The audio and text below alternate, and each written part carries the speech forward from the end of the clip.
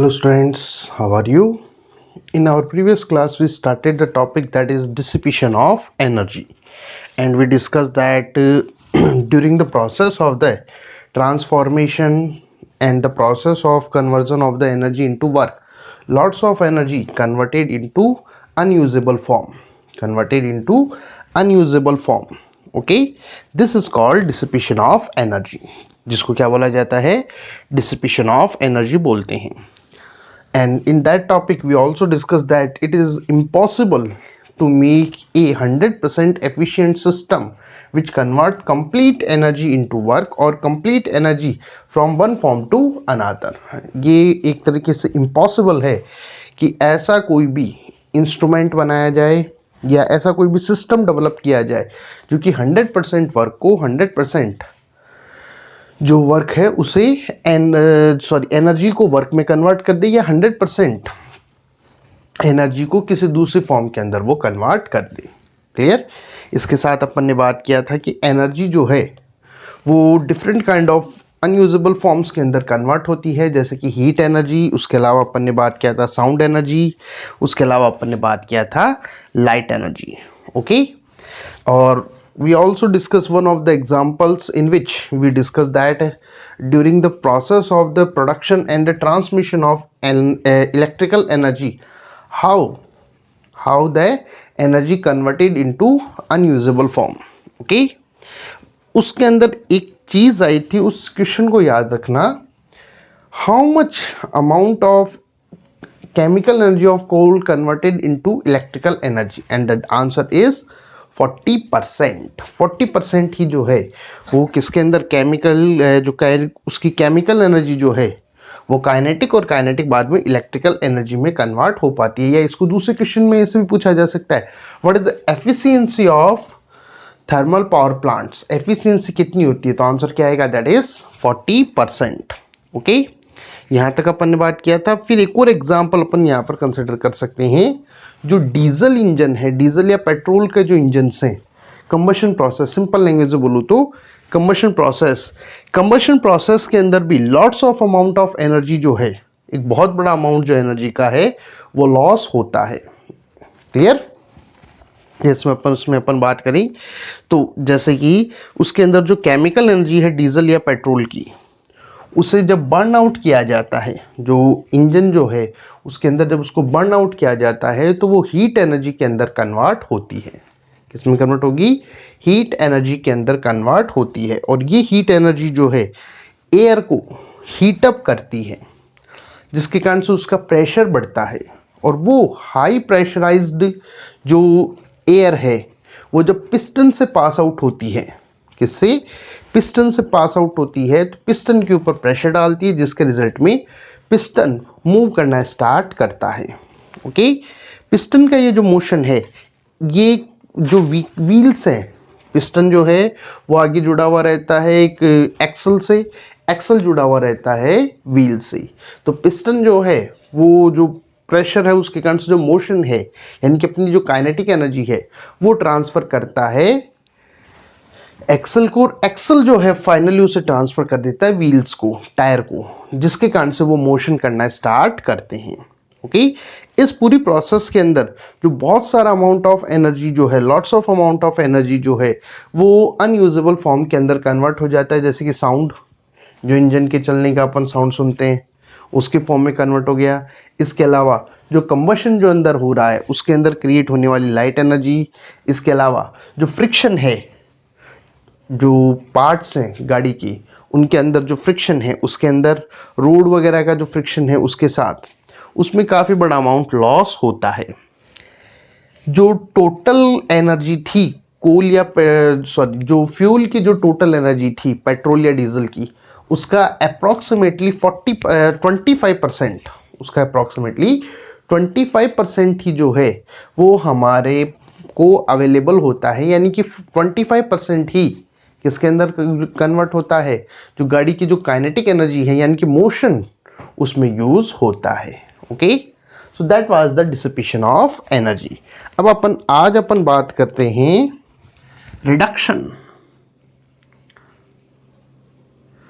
Reduction of dissipation of energy. Energy का जो dissipation है उसे कैसे कम किया जा सकता है।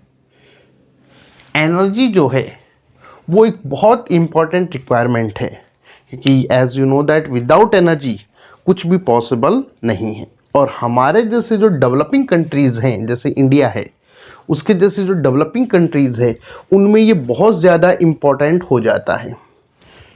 ओके, ताकि हम जो लेस रिसोर्सेज हैं, क्योंकि इंडिया एक बहुत बड़ी पॉपुलेटेड कंट्री है, तो हमारे पास रिसोर्सेज वैसे भी कम है, तो लेस जो अवेलेबल रिसोर्सेज हैं उनका हम मैक्सिमम यूज़ करते हुए उनसे रिप्रोडक्टिव वर्क कर सकें। क्योंकि अगर डिसिपेशन ऑफ एनर्जी कम होगा तो डेफिनेटली हम उसका मैक्सिमम वर्क के अंदर कन्वर्जन कर पाएंगे। ओके, अब इसमें हम क्या क्या कर सकते हैं, देखो इसमें पॉइंट्स वाइज ये एक तरीके से जैसे अपन एसएसटी में ऐसे लिखते हैं उस टाइप का ये क्वेश्चन है। कोई ज़रूरी नहीं है जो मैं पॉइंट बोलूँ वही आप यूज़ करें, बहुत सारे पॉइंट्स हैं, अपनी मर्जी से अपन यूज़ कर सकते हैं। तो मतलब ये एक प्योर थ्योरेटिकल ऐसे टाइप का क्वेश्चन यहाँ पर आता है, how can you reduce the dissipation of energy. Okay, तो सबसे पहले अपन बात करें तो हमें सबसे पहले हमारे घरों के अंदर ही अपन इसको मिनिमाइज कर सकते हैं, और वो है जो अननेसेसरी फैन या इलेक्ट्रिकल इंस्ट्रूमेंट्स जो रन आउट कर रहे हैं, जो यूज नहीं हो रहे, उनको स्विच ऑफ करना। उनको क्या करना, स्विच ऑफ कर देना।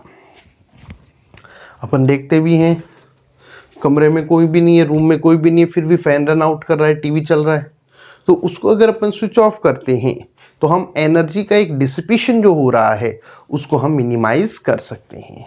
Got it. तो फर्स्ट तो आ गया switch off the instrument which are not in use.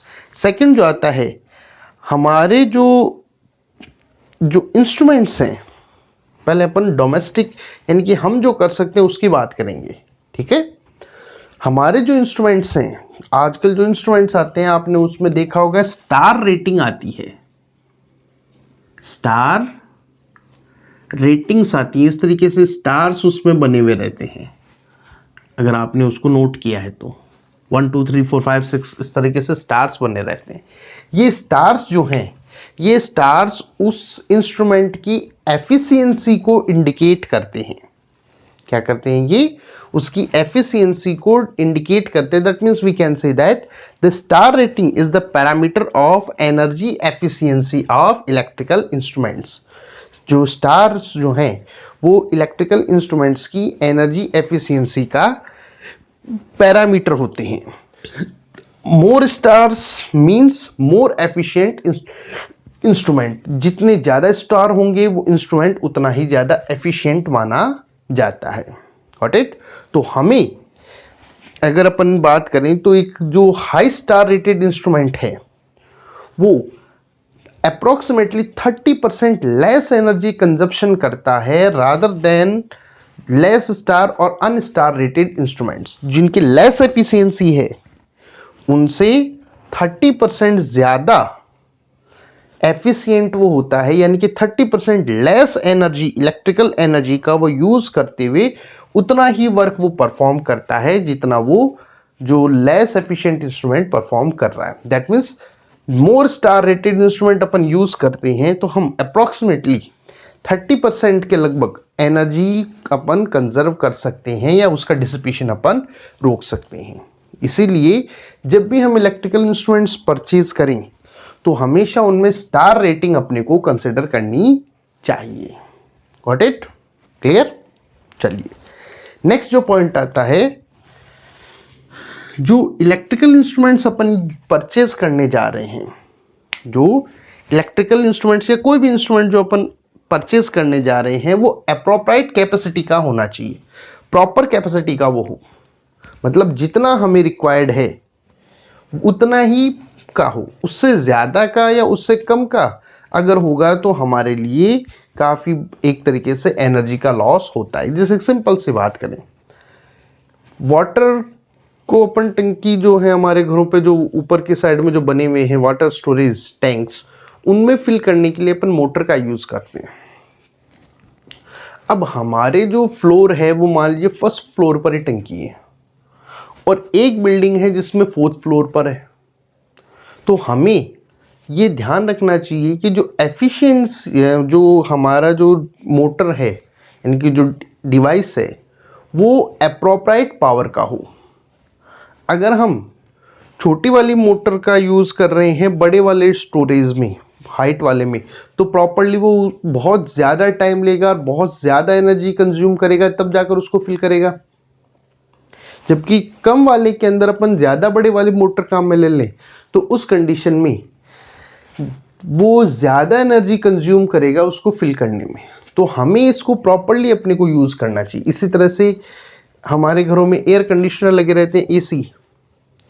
अब हमारे घरों के अंदर जो रूम है उसकी साइज तो है छोटी और हमने फास्ट कूलिंग के चक्कर में बड़ा वाला एसी अपन ने इंस्टॉल कर रखा है, तो क्या होगा उससे? That there will be great loss of electrical energy. वो बहुत ज़्यादा वहाँ पर एनर्जी का लॉस करेगा। Got it? तो जितना ज़्यादा पावर का इंस्ट्रूमेंट अपन यूज़ कर रहे हैं अननेसेसरली, मतलब हमें उसकी ज़रूरत नहीं है लेकिन फिर भी अपन उसको यूज़ कर रहे जा रहे हैं, तो वो एक तो हमारी कॉस्ट पर फ़र्क डालेगा, भाई महंगा आएगा। दूसरा, उसके कारण से इलेक्ट्रिसिटी बिल ज़्यादा आएगा तो कॉस्ट पर इफेक्ट आ रहा है। एज वेल एज उसके अलावा जो हमारी जो एनर्जी कंजप्शन है उसको भी फास्ट कर देता है। Got it? इसके अलावा जो हमारे एक बहुत बड़ा अमाउंट जो एनर्जी का है डोमेस्टिक लाइफ में, वो लाइटिंग के अंदर यूज होता है।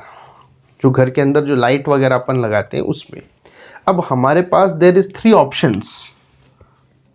फर्स्ट आता है बल्ब, सेकंड है CFL, थर्ड है LED।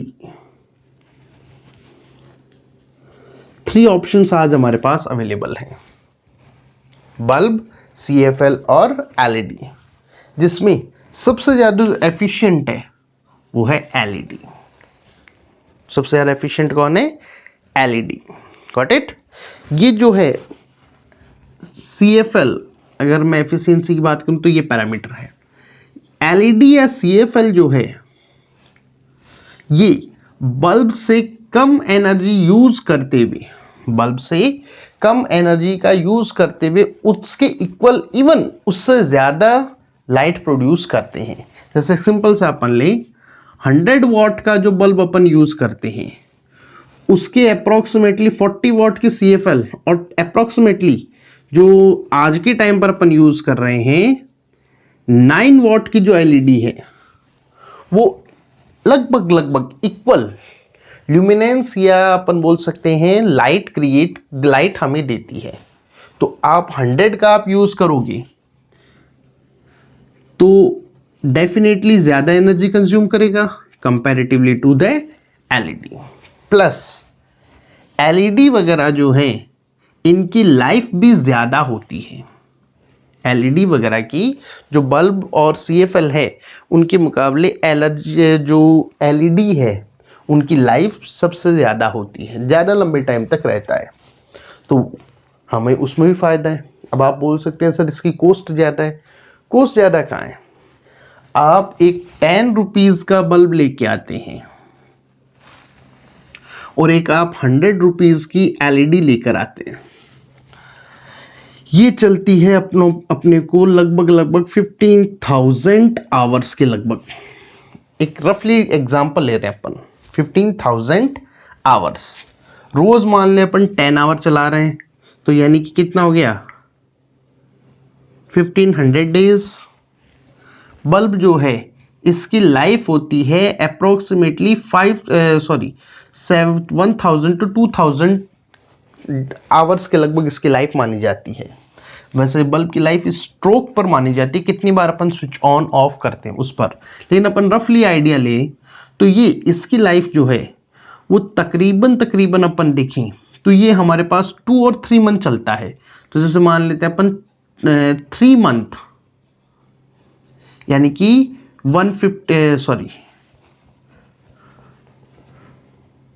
3 मंथ, तो दैट इज 150 डेज, ये भी है। तो डेज में तो अच्छा, अब यहां पर आने के लिए अपने को 10 बल्ब की जरूरत पड़ेगी, तो वो तो वहीं पे आ गया वापस। प्लस एनर्जी कंजप्शन देखिए इसके मुकाबले 10% है, तो हमारे बिल के अंदर 90% कम करेगा। अब आप जानते हैं ये जहां 1 यूनिट कंज्यूम करेगा, ये 0.1 यूनिट कंज्यूम करेगा। 1 यूनिट की आज की रेट लगभग 6 रुपीज है, तो ये 6 रुपीज और ये 0.6 रुपीज का हिसाब चल रहा है। तो एक अब आप समझ सकते हैं कितनी जल्दी इसकी कॉस्ट निकल जाएगी। तो कॉस्ट का कोई मैटर ही नहीं है, मैटर किसका है? एनर्जी एफिशिएंसी का। Got it? क्लियर? नेक्स्ट जो पॉइंट आता है वो आता है हमारे हाउसेस के अंदर जो समर और जो विंटर सीजन है उसमें lots of amount of energy जो है वो हमारे हमारे हाउसेस के टेम्परेचर मेंटेन के अंदर कंज्यूम होता है, जिसके लिए अपन एसी हीटर वगैरह का अपन यूज करते हैं। इस एनर्जी को हम कम कर सकते हैं अगर हमारे जो वॉल्स हैं और रूफ जो है वो इंसुलेटेड मटेरियल्स की बनी हुई हो, यानी किसकी? इंसुलेटेड मटेरियल्स अगर यूज किए गए हैं तो डेफिनेटली जो एनर्जी कंजप्शन है वो कम होगा। Got it? क्या रहेगा? एनर्जी कंजप्शन वहां पर कम होता है। क्लियर? इसके लिए जैसे आज के टाइम पर होलो ब्रिक्स यूज की जाती हैं, खोखली ईंटें। ओके, होलो ब्रिक्स का यहां पर यूज किया जाता है इस तरीके से, ये बीच में से इस तरह से खोखली रहती है। तो यहां पर आ गई एयर। एयर जो है वो एक तरीके से इंसुलेटिंग मटेरियल है। ये जो है ये होलो ब्रिक्स हमारे रूम और जो हाउस है उसके और बाहर वाले एटमॉस्फेयर के बीच में, ये तो गया दैट इज इनर एटमॉस्फेयर और ये हो गया आउटर एटमॉस्फेयर, इनके बीच में एक तरीके से इंसुलेटेड मटेरियल की तरह ये वर्क करती है, जिसके कारण से विंटर सीजन में बाहर वाली ठंड अंदर नहीं आ सकती। हमने हीटर जो यहाँ पर चला रखा है तो लेस अमाउंट में ही हमारा रूम हीटअप हो जाएगा, और जो समर सीजन है उसमें जो हमारे रूम की जो कूल जो एयर है या कूलिंग जो है वो बाहर नहीं जा सकती। Got it? अंडरस्टैंड? तो ये एक तरीके से इंसुलेटिंग मटेरियल की तरह बिहेव करता है। क्लियर? नेक्स्ट जो आता है वो आता है एनर्जी रिसोर्सेज, जो हमारे जो नेचुरल रिसोर्सेज हैं उनका प्रिजर्वेशन। हमें जितनी भी एनर्जी मिलती है वो किसी न किसी नेचुरल रिसोर्स के थ्रू मिल रही है, डायरेक्टली इनडायरेक्टली। तो अगर हम नेचुरल रिसोर्सेज का यूज प्रॉपरली करें तो डेफिनेटली हमारी जो एनर्जी की रिक्वायरमेंट है वो कम होगी। जैसे सिंपल सा एग्जांपल है वाटर। वाटर को हम पंप करने में पहले तो ग्राउंड वाटर जो अपन यूज करते हैं उसको बाहर निकालने के लिए, फिर डिस्ट्रीब्यूशन लाइंस के थ्रू शहरों में पहुंचाने के लिए, फिर उसको पंप करके जो ओवरहेड वाटर टैंक है यानी कि पानी की टंकियां जो हैं उसमें डालना, फिर उससे अपने घरों तक आना, फिर वहां से पंप करके हमारे घरों की जो ओवरहेड टैंक्स हैं वहां तक पंप करना। इसके अंदर बहुत सारा एनर्जी का अमाउंट कंज्यूम होता है। अब जितना ज्यादा ग्राउंड लेवल वाटर का ग्राउंड लेवल डाउन होगा उतना ज्यादा हमें एनर्जी कंजप्शन करना पड़ेगा उसको बाहर निकालने के लिए। तो अगर हम वाटर का प्रॉपर यूज करें, जैसे कि रेन वाटर है उसका अपन प्रॉपरली यूज करें, अपन ने जो यूज हुआ उसके बाद क्या करने, अपन उसको ग्राउंड वाटर लेवल को अप करने में उसका यूज करें, तो डेफिनेटली हमें कम एनर्जी की रिक्वायरमेंट होगी उस ग्राउंड वाटर को ऊपर लाने में, जिसका हम बाद में एग्रीकल्चर या डोमेस्टिक किसी में भी अपन यूज करें। तो अगर हम नेचुरल रिसोर्स जैसे वाटर का अपन प्रॉपर यूज करें तो एनर्जी की जो कंजप्शन है उसको मिनिमाइज किया जा सकता है। ओके, नेक्स्ट जो आता है वो आता है जो एनर्जी के जो पावर प्लांट्स हैं, जैसे कि thermal power plant, nuclear power plants, उनमें बहुत बड़ा अमाउंट जो है एनर्जी का वो वेस्ट होता है। प्लस एक बहुत बड़ा जो पॉल्यूशन का रीजन बन जाता है ये पावर प्लांट्स, क्योंकि वहां पे टन्स ऑफ जो मटेरियल्स है वो बर्न आउट होता है, जैसे कि थर्मल पावर प्लांट में। तो वो टन्स ऑफ गैसेस क्रिएट करेगा जो कि हमारे एनवायरनमेंट को पॉल्यूट करता है। तो अगर हम मोर एफिशिएंट सिस्टम्स बनाएं जो कि मोर कोल एनर्जी को या जो थर्मल एनर्जी है उसको इलेक्ट्रिकल एनर्जी में कन्वर्ट करे, तो उस कंडीशन में एक तो हमारे एफिशिएंट जो एनर्जी की अवेलेबिलिटी है वो बढ़ेगी, प्लस जो हार्मफुल गैसेस जो हैं, हार्मफुल गैसेस जो प्रोड्यूस हो रही है एनवायरनमेंट में, उनको भी मिनिमाइज किया जा सकता है। ओके, नेक्स्ट पॉइंट की अपन बात करें तो हमें जो रिन्यूएबल रिसोर्सेज हैं उनको भी कंसिडर करना चाहिए। जो इलेक्ट्रिसिटी प्रोडक्शन के लिए जो रिन्यूएबल रिसोर्सेज है जैसे कि विंड एनर्जी, सोलर एनर्जी, उनका हमें यूज करना चाहिए, क्योंकि जो नॉन रिन्यूएबल रिसोर्सेज हैं वो लिमिटेड हैं, तो एनर्जी की जो हमें अपने आप ही अवेलेबिलिटी कम होती जा रही है। तो हम अगर रिन्यूएबल रिसोर्सेज की तरफ मूव आउट करेंगे तो हमारे जो रिक्वायरमेंट्स हैं वो एनर्जी की जो रिक्वायरमेंट्स है उनको पूरा किया जा सकता है। Okay, so that was the dissipation of energy. अब ये पूरा ऐसे टाइप का टॉपिक है, आई थिंक आप लोग इसको कर सकते हैं। Now last topic of the chapter that is power. ये ऑलरेडी अपन जो इलेक्ट्रिसिटी वाला चैप्टर है उसमें अपन पढ़ चुके हैं, इसलिए फटाफट इसको कंप्लीट करते हैं, फिर बाद में क्वेश्चन आंसर्स की तरफ चलते हैं। पावर क्या है? फॉर्मूले की अपन बात करें तो P is equals to W upon T. Power is equals to क्या होता है? वर्क अपॉन टाइम या E upon T, energy upon time. Definition अपन यहां से बना सकते हैं, किसी भी चीज में जब टाइम का डिवीजन होता है तो वो उसकी क्या कहलाती है? रेट। तो that means the rate of doing work is called power. जो वर्क करने की जो रेट है उसे क्या बोला जाता है? पावर बोलते हैं। या अगर मैं T इज इक्वल्स टू 1 कर दूं तो P is equals to W हो जाएगा, यानी कि 1 सेकेंड या यूनिट टाइम में जो वर्क डन होता है किसी भी डिवाइस का वो क्या कहलाता है? उसकी पावर कहलाता है। The work done by a device in unit time is known as its power. Got it? Third अपन बात करें, the energy consumption per unit time. The energy consumption per unit time is also called power. वो भी क्या कहलाती है? Power कहलाती है। तो ये तो आगे इसका जनरल। अब यहां पर अपने को अपन ने जो पीछे वाला चैप्टर था यानी कि इलेक्ट्रिक करंट, उसमें अपन ने इलेक्ट्रिकल पावर को अपन ने पूरा अच्छी तरह से सॉल्व किया था। तो मैं वो इक्वेशन सीधी डायरेक्ट यहाँ पे पुट कर रहा हूँ। वहां पर हमारे पास इक्वेशन आई थी P is equals to VI। Power की एक और इक्वेशन आ गई थी, इसको मैं नंबर दे देता हूँ सेकेंड। फिर जब अपन ने V की वैल्यू IR अपन ने रखा था तो P इज इक्वल्स टू आया था I स्क्वायर अपॉन I²R। ये आ गई इसकी इक्वेशन नंबर थर्ड। और I की जगह जब अपन V अपॉन R रखा तो P इज इक्वल्स टू आया था V² upon R। That is it's fourth equation. ये इलेक्ट्रिकल पावर अपन पीछे वाले चैप्टर में अपन कंसिडर कर चुके हैं, इसलिए मैं डायरेक्ट इनकी इक्वेशंस लिख रहा हूं। ओके, अब अपन थोड़ी सी बात करते हैं मैकेनिकल पावर की। देखो P इज इक्वल्स टू है W upon T. P is equals to क्या है? W upon T. वो इक्वेशन चाहो तो आप यहां पर भी लिख सकते हो, P is equals to W upon T. ये इक्वेशन फर्स्ट इसको दे दो, बात एक ही है। तो P is equals to W upon T, ये आ गई मैकेनिकल पावर की फर्स्ट इक्वेशन। Got it? अब since work is equals to क्या होता है?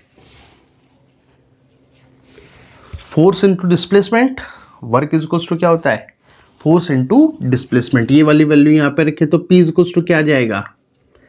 F क्या आ जाएगा? F S upon T। F S upon T। You know that S upon T displacement upon time जो है वो किसको बताता है? किसी भी ऑब्जेक्ट की वेलोसिटी को। डिस्टेंस अपॉन टाइम क्या बताएगा? वेलोसिटी, ये वाली वैल्यू यहाँ पे पुट करें तो P इज इक्वल्स टू क्या आ जाएगा, एफ वी। ये आगे इसके लिए equation number second. Got it. तो अपन पावर को फोर्स इंटू वेलोसिटी से भी निकाल सकते हैं। थर्ड इक्वेशन की अपन बात करें, since F is equals to होता है M A, force is equals to क्या होता है, mass into acceleration according to the second law of motion. ये वाली वैल्यू यहाँ पे पुट करें तो P इज इक्वल्स टू क्या आ जाएगा, M A V. This is the third equation of power for the mechanical power. This is the third equation of mechanical power. Got it? So that is equations for electrical power and these are the equations for mechanical power. Okay? अब यहाँ पर अपने को कौन सा power है, device कौन सा दिया गया है, उसकी और जो वैल्यूज अपने को दी गई है उसके हिसाब से अपने को यहाँ पर इसको यूज करना होता है। Got it? क्लियर। अब इस पर ही छोटा सा पॉइंट आता है यूनिट ऑफ पावर, वो अभी अपन पीछे रीड आउट कर चुके हैं।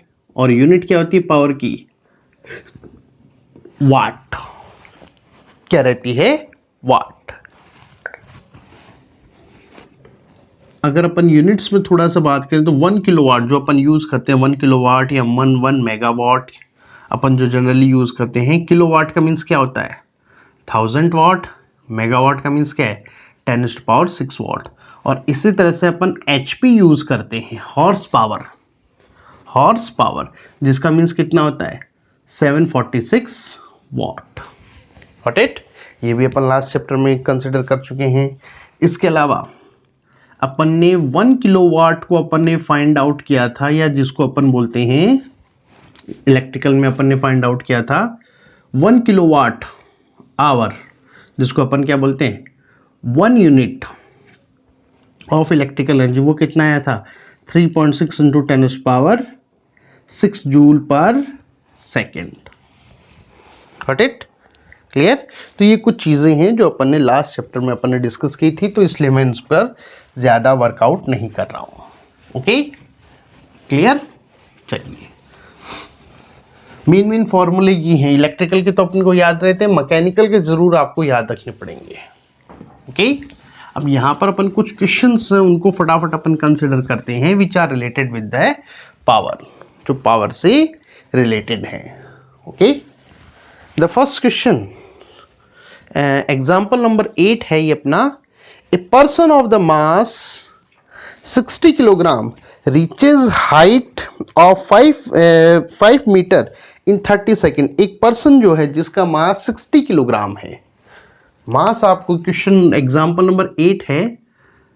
एक पर्सन है जिसका मास आपको दे रखा है दैट इज 60 किलोग्राम, और वो 5 मीटर हाइट, 5 मीटर हाइट जो है वो 30 सेकंड के अंदर, 30 सेकंड के अंदर क्लिम करता है, ऊपर चढ़ता है। तो फाइंड द पावर, फाइंड करना है पावर। जी की वैल्यू आपको दे रखी है 10 मीटर पर सेकेंड स्क्वायर। Okay, clear. अब अपने को यहां पर पावर फाइंड आउट करना है, तो पावर इज इक्वल्स टू क्या होता है, वर्क अपॉन टाइम।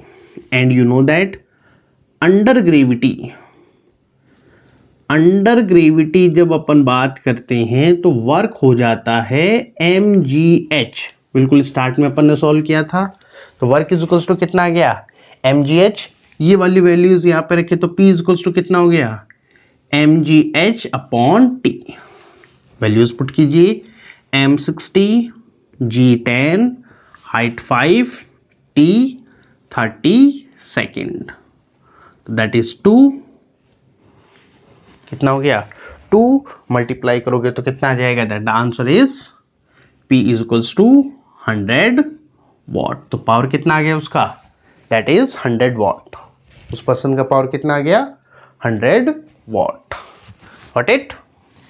इसी तरह से 9th क्वेश्चन जो है वो है, Suresh and Ramesh climb a 15 metre high hill. Suresh और रमेश दो पर्सन हैं, वो 15 मीटर जो हिल है उस पर क्लाइंब करते हैं, उस पर क्लिम करते हैं, चढ़ते हैं। The work is 19 second. Ramesh does this work in 19 second while Suresh complete this work in 15 second. Ramesh जो है वो इस काम को 19 सेकंड में करता है, यानी कि उस क्लाइंब के ऊपर चढ़ता है 19 सेकंड में। सुरेश जो है वो उसको 15 सेकंड में कंप्लीट करता है। If both of the mass is 38 kilogram, अगर दोनों का ही मास कितना हो, 38 किलोग्राम हो, गॉट इट।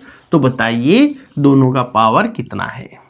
ठीक है, तो अपन सबसे पहले निकालते हैं सुरेश, पावर ऑफ सुरेश। इसको आप फाइंड आउट करोगे तो P इक्वल्स टू कितना हो गया, सीधा ये आ जाएगा mgh अपॉन t। अब सुरेश का मास कितना है 38, g क्वेश्चन में दिया हुआ है 10 लेते हुए इसको सॉल्व करना है। हाइट है कितनी, दैट इज 15 मीटर, और जो सुरेश है, सुरेश टाइम लेता है 15 सेकेंड। ओके, तो कितना आ गया पावर 380 वॉट। इसी तरह से सेकंड अपन निकालें, पावर ऑफ रमेश, रमेश का पावर निकालें तो पावर इज इक्वल्स टू वही mgh अपॉन टी। वैल्यूज ऊपर वाले तो सेम है, 38 वेट है उसका भी, g की वैल्यू 10, हाइट है 15, टाइम वो ले रहा है 19 सेकेंड, दैट इज 2। तो P इज इक्वल्स टू कितना हो गया, कितना हो गया 300 वॉट, गॉट इट। तो ज्यादा फास्ट कौन है, सुरेश। ओके, इसी तरह से 10th क्वेश्चन है, ये सेम क्वेश्चन से सारे।